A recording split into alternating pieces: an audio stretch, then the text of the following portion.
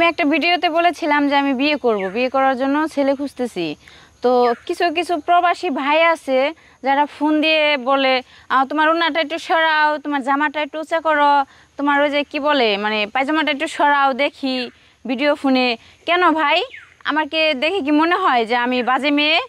হ্যাঁ ঠিক আছে, আমি বিয়ে করতে চাই, তার মানে তো এই না যে আপনারা ফোন দিয়ে আমাকে বাজে প্রস্তাব দিবেন বা বাজে কথা বলবেন, আমার সব কিছু দেখতে চাইবেন, এইগুলা তো ঠিক না।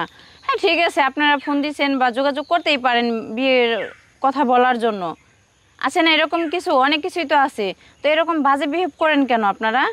আচ্ছা আপু, এই যে আপনি বললেন যে অনেক প্রবাসী ছেলেরা আপনাকে ফোন দিয়ে মানে ওড়না সরায় দেখা বলতে বলে, মানে আপনার শরীর দেখার এক কথা চেষ্টা করে। হ্যাঁ, আচ্ছা, মূলত তারা আপনাকে কি বলে আপনার এই শরীরটা দেখতে চায়?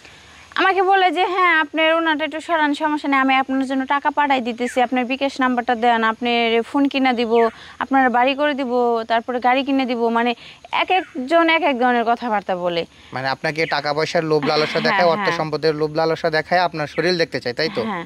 আচ্ছা, আসলে কি তারা কি আপনাকে বিয়ের জন্য ফোন দেয় নাকি হচ্ছে এই ফাজলামো করার জন্য ফোন দেয়? আমার তো মনে হয় যে ফাজলামি করার জন্যই ফোন দেয়, কারণ বিয়ে করার জন্য ফোন দিলে তো এগুলো বলতো না, উনি তো সরাসরি আমার প্রস্তাব দিত, তাই না?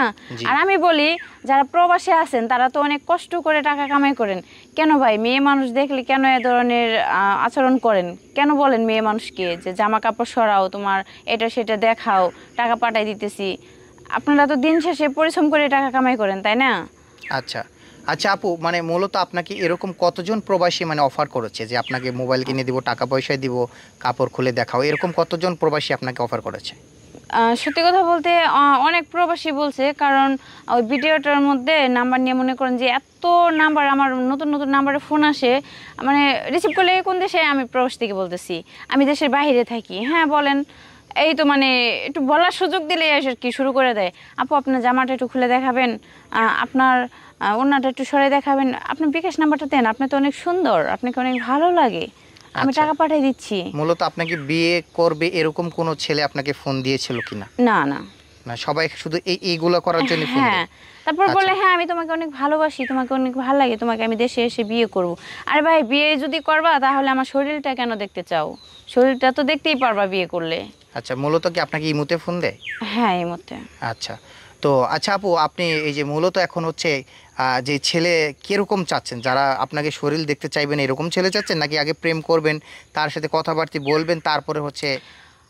এখন আমি সিদ্ধান্ত নিয়েছি যে আমি ওনার সাথে, যার সাথে আমার বিয়ে হবে বা আমার যদি কাউকে ভালো লাগে বা কেউ যদি আমাকে পছন্দ করে, বাট এরকম কেউ হলে তা ওনার সাথে আমি আগে কথা বলবো, আমাকে চিনবে, আমি চিনবো, চিনা জানা হবে, তারপরে সিদ্ধান্ত নিব কি করা যায়। কারণ সবাই তো আসলে মুখ দেখে তো মানুষ চিনা যায় না, তাই না?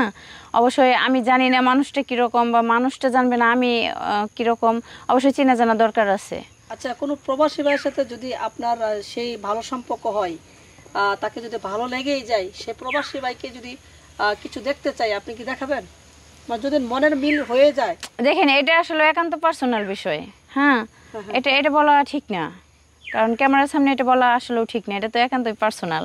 তো কারোর সাথে যদি আমার ভালোবাসা, প্রেম ভালোবাসা হয়ে যায়, মনের মিল হয়ে যায়, তার সাথে আমি কি করব না করবো এটা তো আমি ক্যামেরার সামনে বলবো না।